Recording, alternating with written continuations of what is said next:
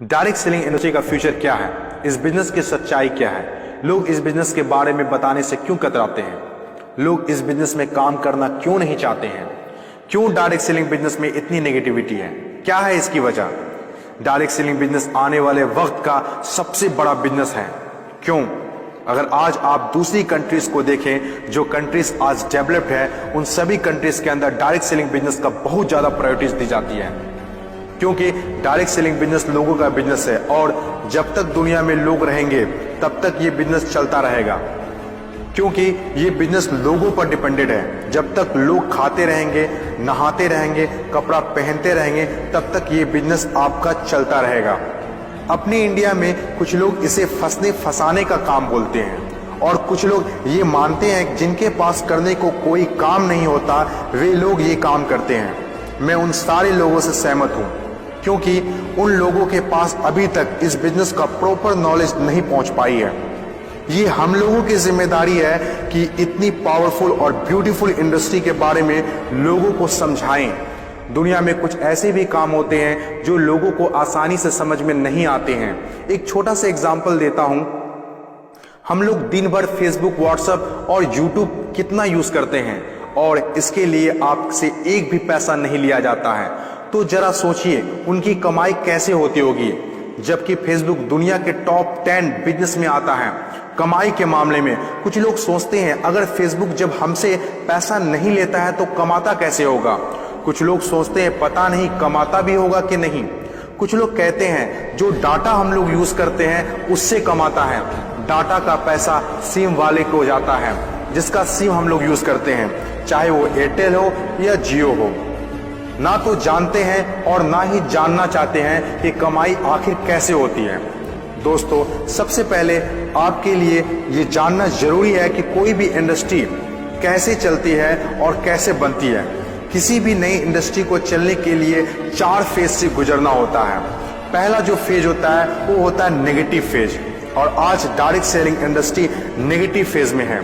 ये फेज हर नई इंडस्ट्री को झेलना ही पड़ता है। जब भी मार्केट में नया बिजनेस आता है तो लोग पहले उसे ठीक से समझ नहीं पाते हैं और अनदेखा कर देते हैं। जैसे बैंकिंग सेक्टर के साथ हुआ, इंश्योरेंस सेक्टर के साथ हुआ, टेलीकॉम इंडस्ट्री के साथ हुआ। पहले ना तो लोग बैंक में पैसा जमा करते थे और ना ही इंश्योरेंस लेते थे, क्योंकि इंडस्ट्री नई थी, लोग डरते थे, किसी पर भरोसा नहीं था। लेकिन आज देखिए, यही इंडस्ट्री है जिसके बिना किसी राज्यों की कल्पना करना असंभव है। जब नई नई प्लास्टिक इंडस्ट्री स्टार्ट हुआ तो 95% लोगों ने इनकार कर दिया, ये कहकर कि यह पॉसिबल नहीं है। लेकिन उस वक्त भी 5% लोगों को विश्वास था और आज वही 5% लोग दुनिया में आगे हैं। आज हर चीज प्लास्टिक का है, जग हो या बाल्टी, कुर्सी हो या टेबल, खिलौना हो या फ्रेम, यहाँ तक कि डोर भी अब प्लास्टिक के हैं, जो आज से 20 साल पहले किसी ने सोचा भी नहीं था। आज direct selling business negative phase में है, इसीलिए इतनी सारी नेगेटिविटी है।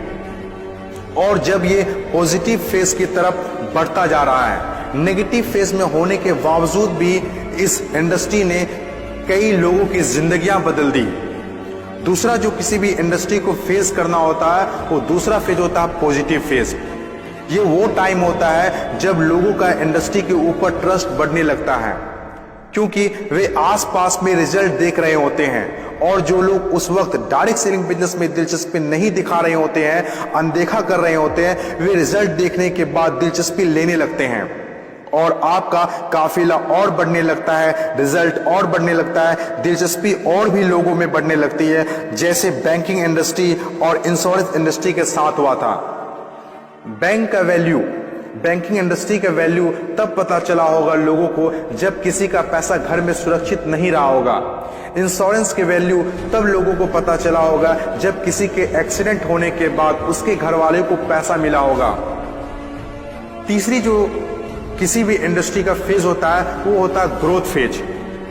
जब एक बार लोगों को इंडस्ट्री पर भरोसा होने लगता है तो उनकी ग्रोथ बहुत तेजी से होने लगती है, क्योंकि ऐसे फेज में लोगों को ज्यादा समझाने की जरूरत नहीं होती है। और जब तक कोई कंपनी ग्रोथ फेज में नहीं आती है तब तक लोग उसके साथ जुड़ना पसंद नहीं करते हैं और जैसे कंपनी ग्रोथ फेज में एंटर करती है तो लोग उसके साथ ऑटोमेटिक जुड़ना और काम करना स्टार्ट कर देते हैं। चौथी और आखिरी फेज, हर इंडस्ट्री को इससे गुजरना ही होता है, कंपटीशन फेज। हर एक इंडस्ट्री के अंदर एक वक्त ऐसा आता है जब कंपटीशन बढ़ने लगता है। इंडस्ट्री और कंपनीज की ग्रोथ को देखकर ज्यादातर लोग कंपनी के साथ जुड़ना और काम करना शुरू कर देते हैं। ज्यादातर लोग ज्यादा प्रॉफिट के चक्कर में कंपटीशन होने लगता है, फिर चाहे कोई सेक्टर हो, बैंकिंग सेक्टर हो, टेलीकॉम सेक्टर हो या ऑनलाइन शॉपिंग हो। आज के टाइम पर हर सेक्टर में हाई लेवल कंपटीशन है। ये टाइम हम सब के लिए बेस्ट टाइम है, इस इंडस्ट्री को जानने के लिए, समझने के लिए और इसे करने के लिए।